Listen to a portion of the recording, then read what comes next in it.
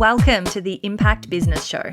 I'm your host, Annalise Warren, a marketing agency CEO, business strategist, digital marketing mentor, wife, and mama of 4 little ones. Stay tuned for conversations with successful, purpose-driven business leaders, as well as practical marketing strategies that you can action right away. We are here to help you master your marketing, build your business, and change the world. So let's get into it. Hello, welcome back. Now, in this episode, I interviewed Shaylene Cameron. Shaylene is a brain-based sales coach who pairs the fundamentals of psychology with neuroscience to help online entrepreneurs overcome the fear of selling so that they can communicate their value, raise their rates, and consistently enroll more high-ticket clients.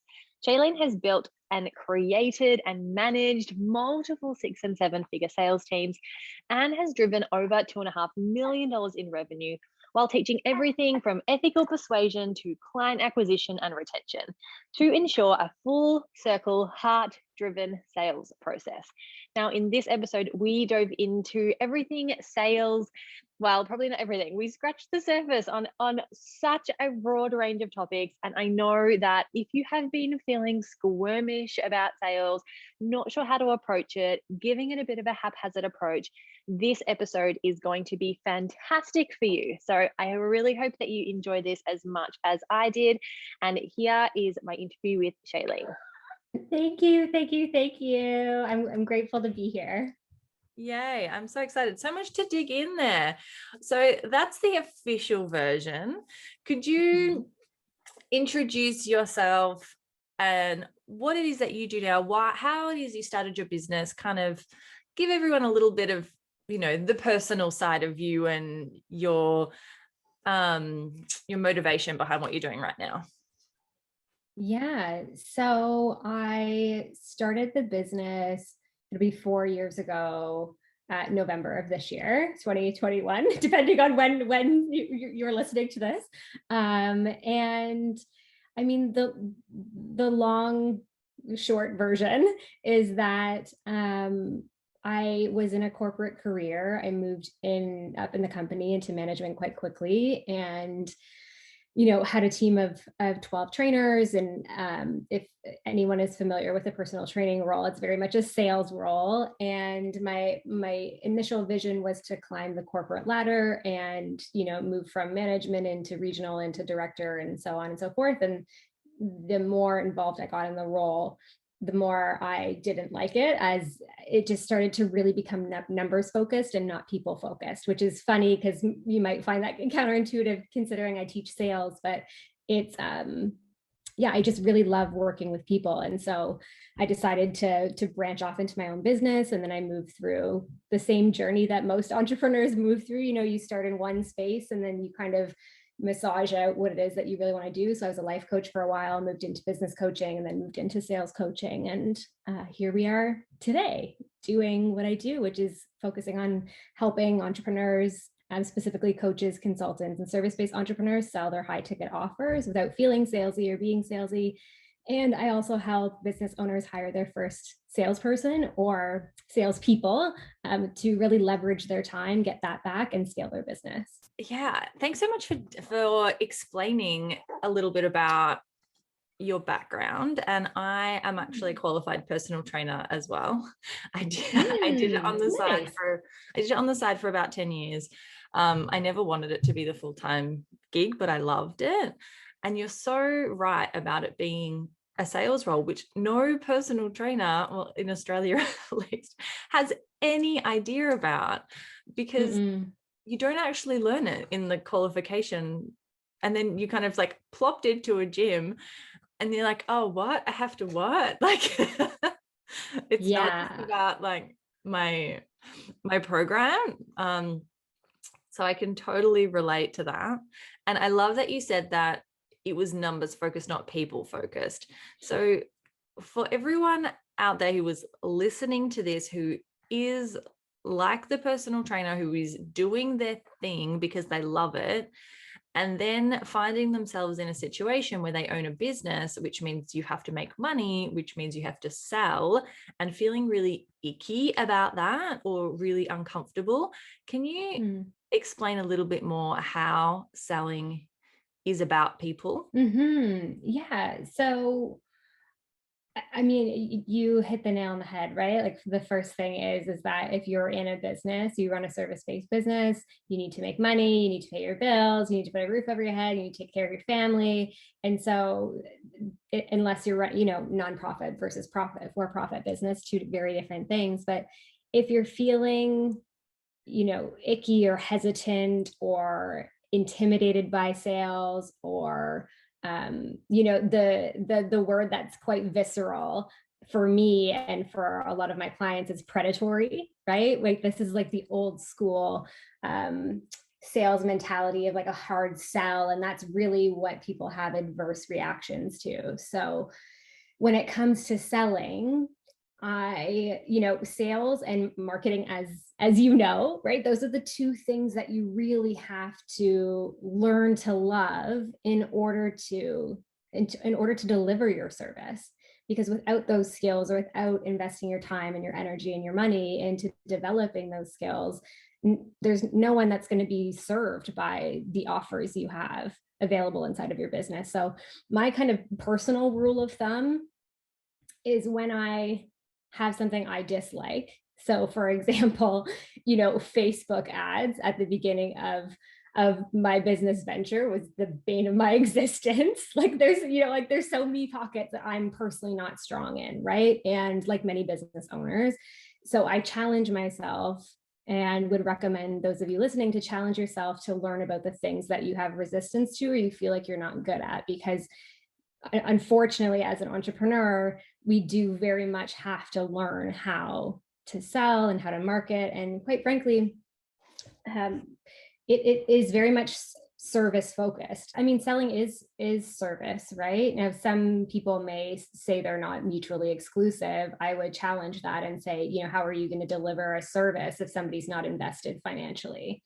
Free information is very different than paid information, and we can consume, and we are inundated with free information all day long. So there is no shortage of that. But then if you look at the amount of people that are spinning their wheels, stuck in the same place, not getting the results they need in their business, not making the money they want to make in their business, it's like, well, at some point, something's got to give, right? So we have to kind of divorce this idea that selling is bad or making money is bad. And that often, without going down a huge rabbit hole, it has to do with how we're raised about money, our emotional attachment to money, how that drives our buying decisions, right? What are our limiting beliefs around finances? All of that is going to surface for a person inside of their business. So I think the step one is being aware that you have resistance to selling, and then taking action to kind of investigate that and get really curious about what that means for a person. Because reframing, service is selling, I can say that all day, but how do we actually get into the place where there's movement there, right? And there's change and things are actually shifting for a person. I love how you touched on the fact that we won't be in business very long if we don't learn how to sell. How do we learn how to sell, Shaylene? Where do we start? Yeah, so I think, it's powerful to distinguish the difference between sales and marketing, because a lot of people get really confused there, right? So the marketing side of it, which is your genius zone, is driving traffic, leads, interested parties to a person, right? And then as soon as your client, for example, is in front of that person, that's when the sales process begins, right? So it's turning an interested party or interested buyer into somebody who's a paying client. And so where do we start? I mean, that's such a loaded question, right? Like where do we start with this? So, I mean, one is being aware that sales and marketing are not the same thing, because depending on, Annalise, where your clients are at in their journey and how familiar they are with business. My clients are, between first to third year of business, depending on what they're at and what they're coming to me for. So where do we start is recognizing that they're two very different things. The second is to have a process, right? Like have a sales process in place that aligns with your personal values, your company values, and your beliefs, and understand how to have a sales conversation, like of what's actually involved inside of that. Because it's not like a coffee chit chat, right? Like there's definitely things that are involved in unpacking what it is a client needs to see if they're qualified for your service. So there's a qualification process that happens. So inside of all of that, that's kind of where I would start, and I'm just trying to really pare it down. That's perfect. Yeah. I intentionally left it really open to see where you're going to it, but that's perfect.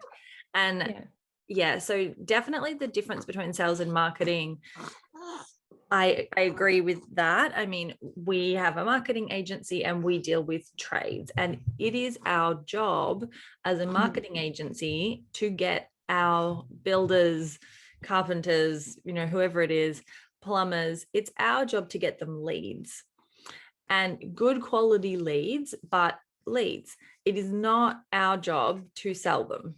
And that's sometimes where it really falls flat, because then, I could be giving these people leads and they be making no sales. But as long as they're good quality leads, that's not my job to sell to them. So that might help kind of give a reframe as to, like that, to give a tangible example for that.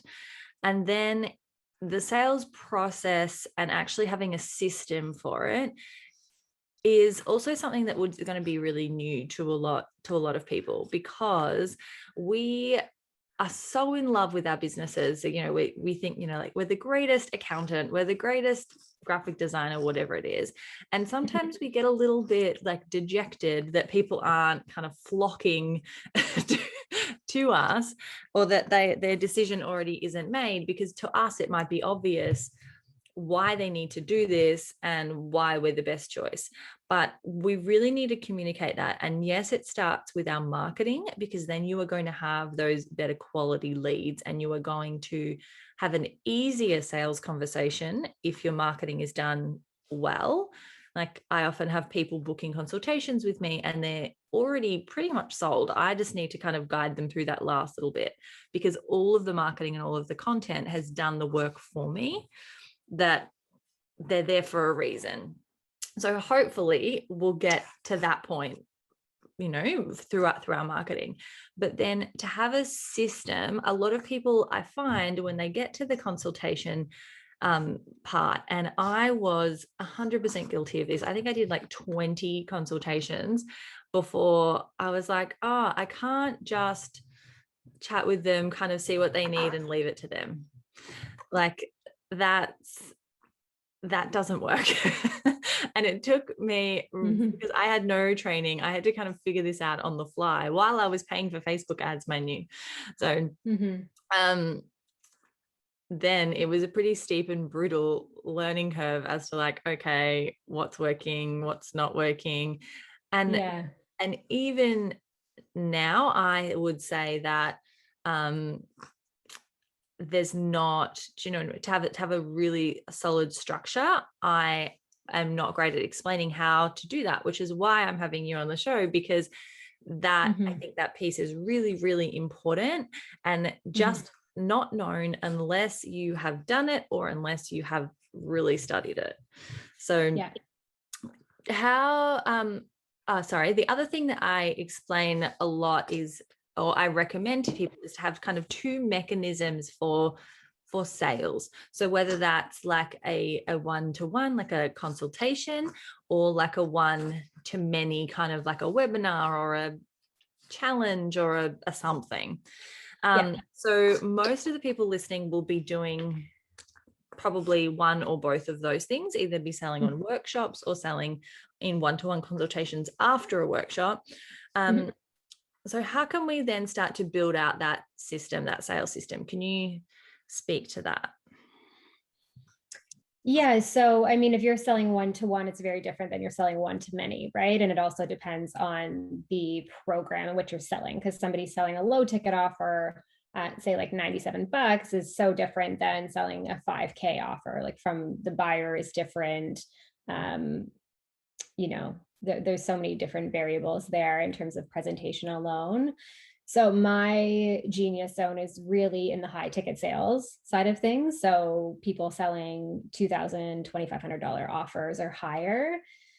And on the sales team building side. So if you're looking to hire a salesperson, or like first salesperson or next salesperson. So as it relates to the process itself, so I mean, I'll try to pull out kind of dual variables, right? Because there is some overlap between one-to-one and one-to-many.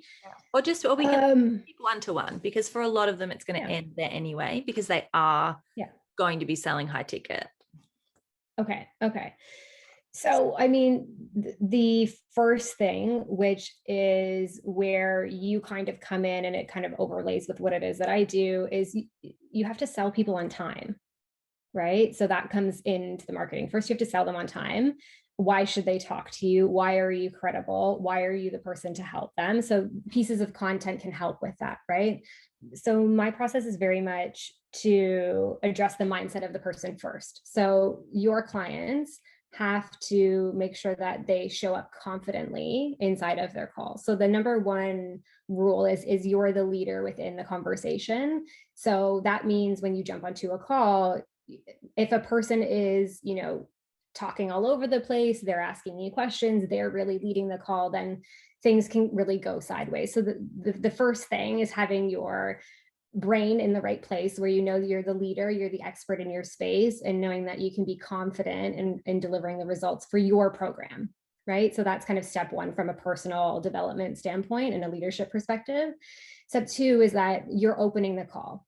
So building rapport with somebody and just getting to know a little bit about them. So before you start to talk about programs and challenges and solutions and what it is that they need, and if they're the right fit, just get to know them a little bit and find some common ground. Because really what the goal of that is to, hey, do you guys like each other? Like that's the one important thing, right? And the other thing is that we have to remember that people coming to us are new, right? So most of the leads we talk to are new. So yes, we've built know, love, and trust in our content, but content can only address so many objections. And then when you get into an actual conversation, that's where you're able to handle the money objection. That's where you're able to handle fear and any other concerns that pop up as it relates to actually taking that next step. So your job, for everybody listening, is to really create a safe container for somebody to talk about hard things.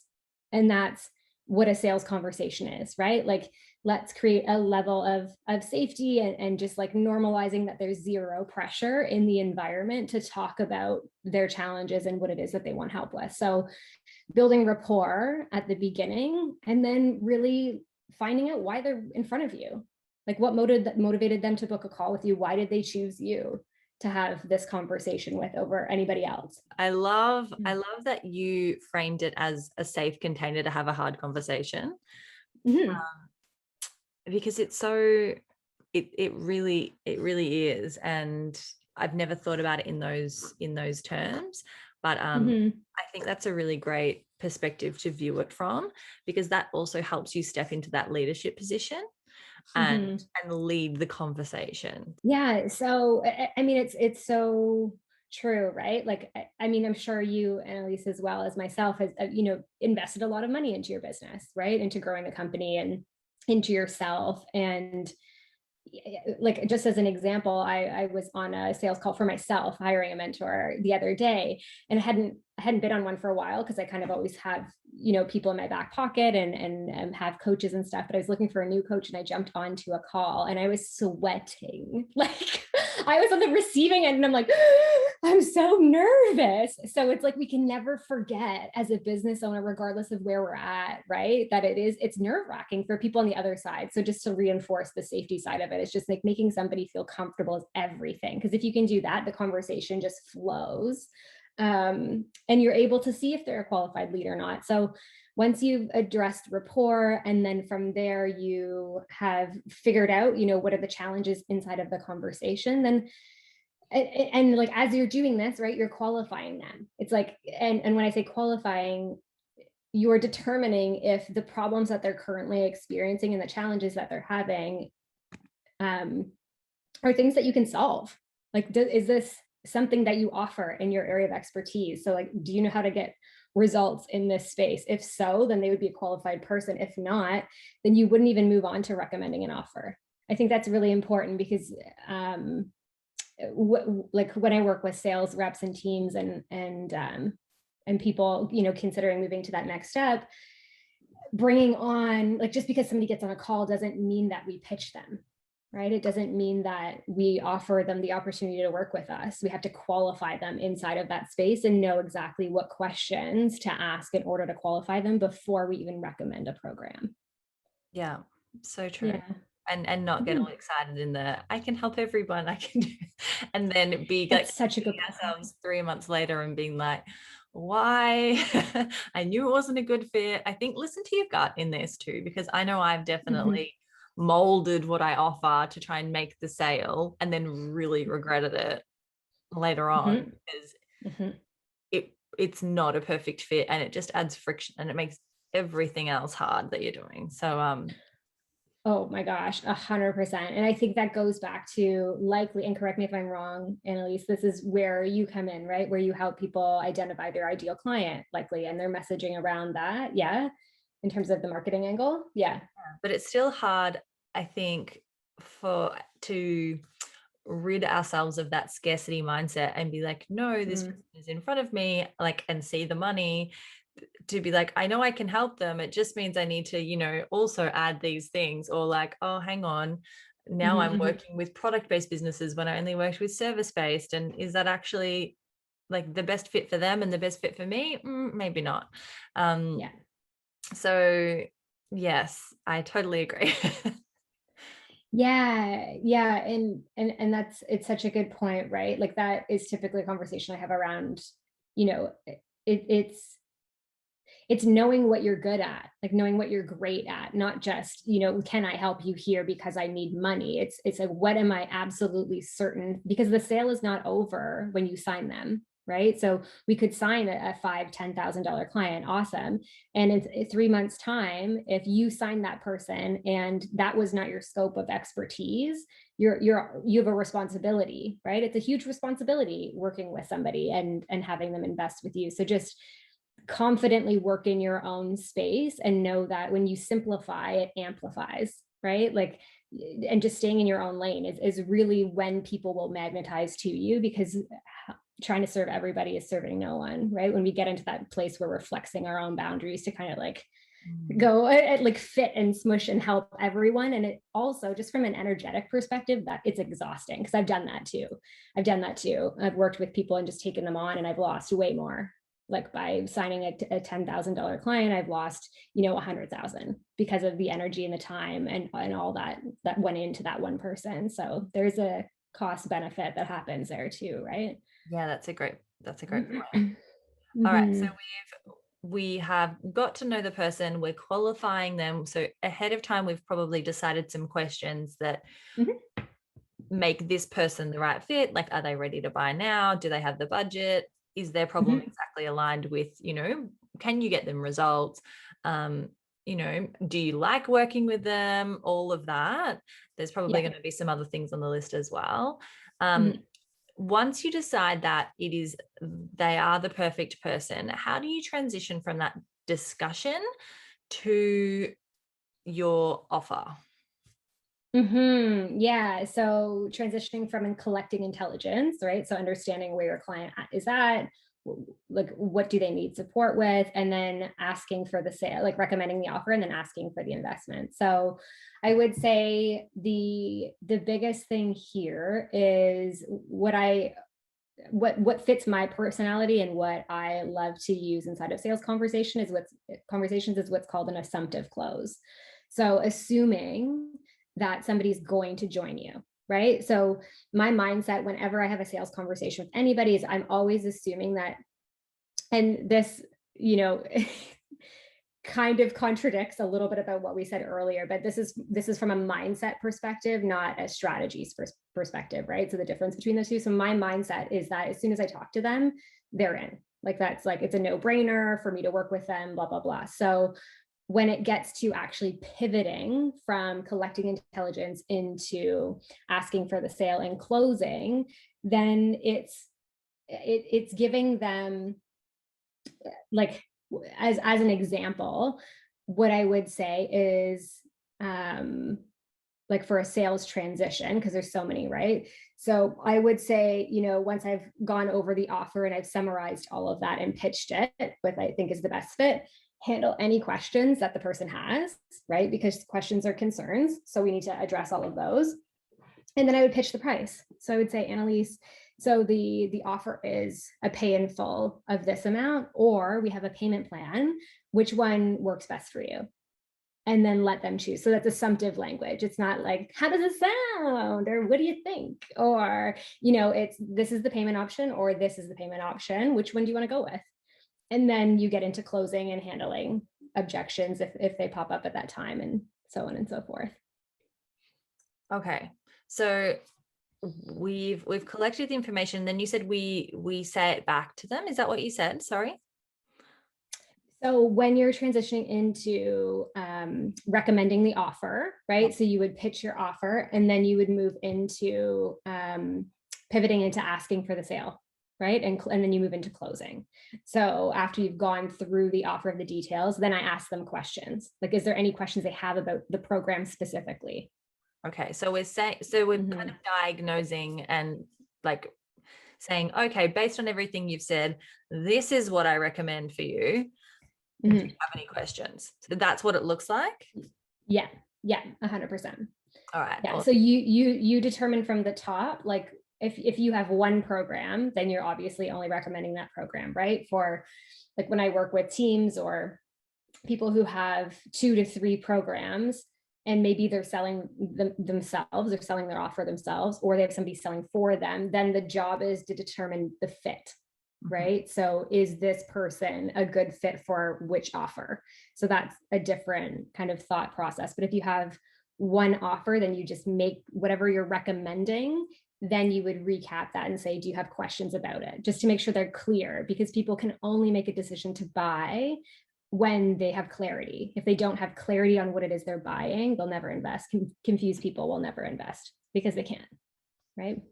I'm glad that you explained that, because I think even if we've done a workshop, thinking about my audience, even if we've done the workshop and we've explained the program and they're on the call based on that, I think then, so to hear it again just before you pitch the price, to make sure that they're really, really clear, and any questions can then come up, right? Yeah. So are you talking about like a buy now webinar? If you've pitched a program on a webinar and then you book a call afterwards? Something like that. Yeah. Similar process. It's normally live. Yeah. It's normally live. A live workshop that they would do online. Yeah. Yeah. So then, we have to remember there's a reason they didn't buy right away. Right. So if they had the opportunity in this scenario, if they had the opportunity to buy live, and they chose not to, rather they chose instead to book a call, we automatically know that person has some concerns that is preventing them from making an investment. So there's a lack of trust, whether that's the trust within themselves, whether that's the trust within the service provider, or the program fit. So once you get into the conversation, it depends, right? Like this is kind of where, this is the difference between having, say, a live workshop that is directly book a call and there's no pitch, or a live workshop that has a pitch with an offer and then a person gets on the call. So the structure of the conversation would be slightly different depending on the awareness of the person when they jump onto the call. Does that make sense? Yep, it has. Okay. Yep, I think that's clear. All right. So then from there, they have questions. How do we then not freak out and be like, okay, all right, I guess I'll hear from you. Like when Yeah. So the one of the biggest mistakes I see with people who are newer in learning sales is that as soon as there is an objection, they take the first objection as a no. Like the objection is what it is. So they believe it at face value, right? Somebody says, I don't have the money. So there's only 4 types of objections: a money objection, a partner objection. So I need to talk to my spouse. A stall. So I need to think about it. I need to meditate on it. I need 5 minutes. I need, whatever those things are. I love meditation. So yeah, there's that. And then the number one challenge I see with people who are just learning sales, right, is that they take the first objection as the real objection, and then they hang up the call. They'll get off. They're like, okay, cool, no problem. Like, bye. The thing is it's just a concern, right? So we have to handle the concern in order for a person to make a decision. So the goal of the conversation is to have your ideal client, whether they choose to work with you or not, make a decision, right? Obviously, ideal scenario is that they say sign on the call with you. That's the ideal scenario. But if we can get them to this place of just making a decision, whether it's to work with you or not, they have more clarity than when they got on that call with you. And that's huge, right? The decision is what people struggle with. So if we can get them there, that's powerful. But the thing is if we take the objection as face value, the first one, and we say, okay, think about it, talk to you later kind of thing, we never get them to that place of making a decision. So number one rule of thumb is that the first objection is never the real objection. Now, I would say the first objection, not never, is the real objection about 10% of the time. Okay, so that means the 10% are people who truly do not have the finances to make an investment, and that's choosing between paying their rent or putting food on the table for their family. Like, it is just totally not the right fit, and it's not ethical, right, to have them join your program. Then 90% of the time, it's people who the first objection is not the real objection. So our job is to become a detective and say, what's happening for you, right? What's going on there? And I think also what's really important to note is that through the entire sales conversation, you're handling objections. They don't just happen at the end of the conversation. So that's the second mistake that people make, is they think that objections just come at the end of a conversation, but they're actually throughout the entire thing. So we're always handling objections as soon as we get on the call. So how do we handle the objection of, let's go, like, I don't have the money, or it's too expensive, or, I'll do it when I have the money kind of thing. How do we handle that objection without sounding really slimy? Yeah.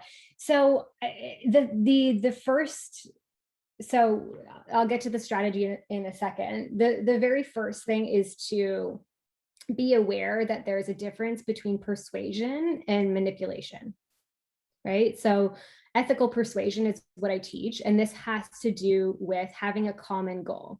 So the client's goal, which is good for them, which is why they book the call, is the same thing, the exact same thing you can help them with, right? So knowing that you're sitting on the same side of the table with the client and they want all these things, but they're terrified. So ethical persuasion is the vehicle that the skills that we can use to say, hey, you told me you want this. Is this really what you want? Like, are you feeling fearful about it? Tell me what's going on for you. Versus manipulation is having only one person benefits and the other one doesn't, and it's harmful to that person, right? So separating those and recognizing that persuasion and manipulation are two very different things. Now it makes sense that people are terrified of being manipulative in sales conversations, because this is what used to happen a long time ago, up until very recently, when sales was not taught in a nice way. Like, it was not taught well. It was about pressure, it was about hard selling, it was all the icky things that even give me the skin crawlies. So though, like, again, going back to what we originally talked about, like, we have to really divorce that idea that we're that person, right? Because you have to be a certain type of person to be manipulative in that context. So the fact that, probably a lot of your listeners already have the awareness that they don't want to be that, right? Which tells me that they won't be that inside of a conversation. They don't have the capacity to do that. So in that sense, it's just learning the skills, right? So that's the first step, is to have the awareness that those two things are very different. The second is that when you hear a money objection, take a deep breath in because people stop breathing, I cannot tell you, and their face will go red and their cortisol, their stress hormones will shoot through the roof. And then they're in this place where they're like, oh, and we can't talk about things if we're not breathing, right? So simply, it's just take a deep breath in. It's totally okay. And just ask them, the very first thing you can do is just, after you finish breathing, repeat back the objection and say, so it's too much money. And they'll say, yeah, it's too much money. This is what's going on in my brain, blah, blah, blah. Say, okay, so now, and then understand the objection, right? It depends on the service and the context of the conversation, but understand, what is it they're concerned about? Is it well beyond what they can afford on a monthly basis? Is it that they can afford it, but they're just scared, right? Because I've had plenty of people, they can afford it, they're just terrified. So then you have a conversation about emotions, and it has nothing to do with money. So it depends on this specific scenario on how you would overcome that objection exactly. But the first thing is definitely remember that persuasion and manipulation are two very different things. And if you're thinking of those things or worried about them now, you're definitely not that person that does those things. The second is to breathe when you hear an objection, money, time, partner stall, or just a stall in general. There we go, came back. Thank you, brain. And then from there, just really understand, investigate what it is that's really holding them back. Is it that it's too much money? Or is it that they're not sure if it's the best ROI on their investment? That's kind of one question you can ask. Yeah. Okay. So we're going to repeat it back to them. Yeah. And then just be a normal human and actually kind of be a friend and talk to them about that. Is that what we're doing? 100%. Yeah. It's just literally figuring it out. It's the way that I teach this is if your best friend, Annalise, came to you and they were sitting on the couch in front of you and they're bawling their eyes out and they're like, my life is a mess. This just happened. And you're just listening and you're listening and they're just like, I am a disaster, and they're ugly crying. You're going to listen, you're going to hold space, and you're going to say, how do we fix this? How do we solve this? How do I make you feel better? You might make them a tea or say let's go out for dinner, right? You're looking for a solution. So it's the same thing when we hear objections. It's okay, so if this is what it is, then what do we do moving forward? And how can I help you? Because you mentioned that this is something you really want. So how do we do that? Yeah. That's awesome. Mm-hmm. And I think that comment about both being on the same side of the table is really important. Mm-hmm. Because then you really are coming from that place of integrity and kindness mm-hmm. and actual service, because we're service providers. Yeah. And we can actually help them. But I think for me personally, in this scenario, I've spoken with people before that are you need to say this, and that coming out of my mouth just mm-hmm. It doesn't come out with the right tone. I sound like a phony because I am being a phony because I'm not being me. So so I think I love that the way that you have kind of outlined that to mm-hmm. to dig into it. And I think too, we're really not taught to have hard conversations. We're so, handed to mm-hmm. the Western world. We don't learn how to, move into that uncomfortable space and actually navigate that. So yay for being adults and all of that. Right. Yeah, it's so true. And it's also because money is very emotionally charged, right? And the way that we're raised with it heavily impacts how we carry ourselves inside of a sales conversation if we've never worked through that stuff. So a lot of our strategies around money are things we've learned from people that are not ourselves, our caregivers, parents growing up. And typically when people are very fearful of money, or sales conversations, it's because there's something happening with their actual relationship with money. So it's a challenging it can be a challenging conversation, but it can also be really easy, because it's just like learning anything, learning how to ride a bike, learning how to drive a car. It's a skill that's learned. You're not born, popping out, knowing how to sell something strategically, or your services, right? Like we all have to learn how to do that, and it's totally possible to do. Awesome. Mm-hmm. How can people find you, Shaylene? Where is the best place to get in touch with you, to find out about how you actually help people through this and give them the tools and the strategies that, the systems that they need to follow and practice and all of that? Where do we find you? Yeah, so the best place right now would be on Instagram, and my handle is at SC, as in Shaylene Cameron Mentoring. I have, a free sales script, the simple 5-figure sales script that is a downloadable. And I also have, if you're in the place where you're hiring your first or next salesperson, then I also have a roadmap to hiring that salesperson. That's also free. So you're more than welcome to download those. And you're also welcome to send me a DM if you have any questions about any of what we've talked. We've covered a lot. So if any questions about anything we've discussed, I'm more than happy to weed those out with you. Amazing. Thank you so much for your time, Shaylene. I really appreciate all of your wisdom and coming at it from that real place of authenticity and service. So thank you. Thank you very much. Thank you for having me.